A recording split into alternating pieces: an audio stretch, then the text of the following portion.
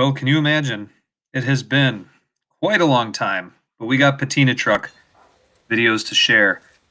This is for the 57, and I Oh, found out that I had one or possibly two soiled and fouled up rear wheel cylinders. So, in order to do it, first let me apologize for my lighting. I had to get a special spring brake tool, and you rotate it on the upper pin that the springs anchor to. Just gentle twist and putting it to the side. You're going to see I don't do a total disassembly of this rear drum because I had done new shoes last year. It's just the sitting had caused the cylinders to foul. So I'm just going to push them and get them out of the way so that the pins on the wheel cylinders themselves that attach to the shoes can be removed.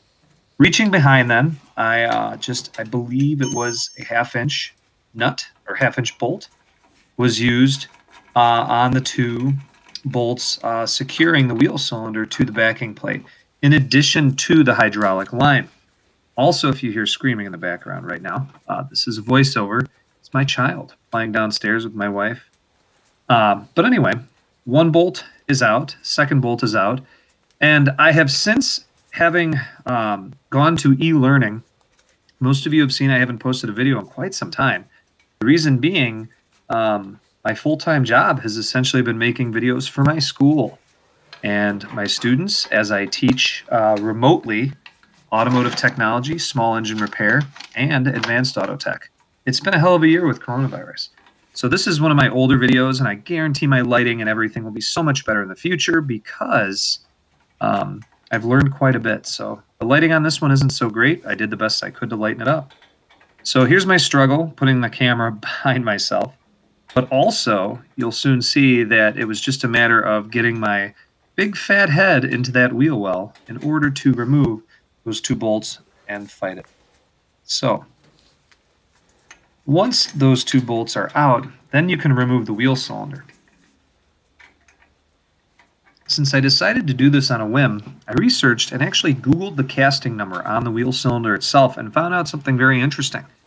That it was the same as, I believe, a 65 or 57 through 63, something like that, Corvette. So, being in an area where some people do have antique vehicles, I was able to go to the local Napa Auto Parts and purchase a brand new wheel cylinder for a very fair price. So, with all those bolts removed and the line removed, it was simply a matter of pulling out the wheel cylinder. And that's it. So, please note, I left the pins, the retaining pins for the brake shoes in. But I also, if you have a keen eye, have noticed by now, this side was missing part of the parking brake assembly. I am looking for one of those parking brake bars, balancing bars. And if you do have one, drop something in the comments and maybe we could get in touch. But maybe not. Well, this was the old wheel cylinder, comparatively side by side to the new one. Numbers matched up. Rubber cups were slightly different, but that was okay. New bleeder screw.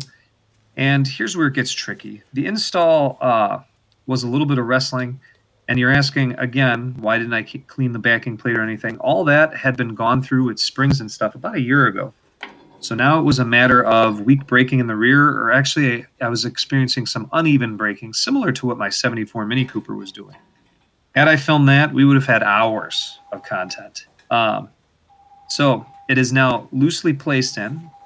We're going to get the ratchet ready. And notice I did this with a 1/4-inch drive ratchet. Some of you are probably like, how the hell did that happen? This is a New Mexico pickup truck. It was purchased from the next town over from a gentleman who brought it here from New Mexico when his father passed away. And they'd used it on a farm or on their property as a farm truck.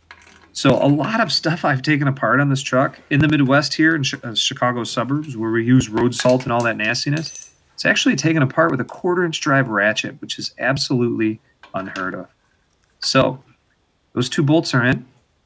And then you'll notice I did clean and polish the pins that come out of the wheel cylinders to engage with the brake shoes.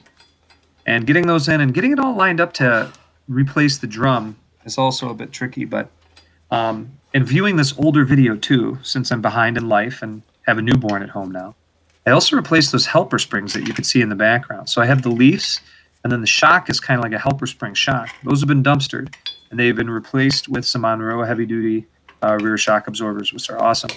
The front shocks are on order currently, and I will do my damnedest to film that for you and get some more content out there. I've seen some of my videos now have about 1,000 views, which is awesome. So you can see I was quite excited at that point to get the wheel cylinder pushers in. I remembered by placement and also memory, having done this before, where the springs go. And using the same removal tool, you flip it over and use the back side. Put the point on the anchor pin, drag the spring up, and it snaps right on. Out of focus here a little bit because my arm's in focus, but let's be realistic. Who needs anything else besides me in focus, am I right?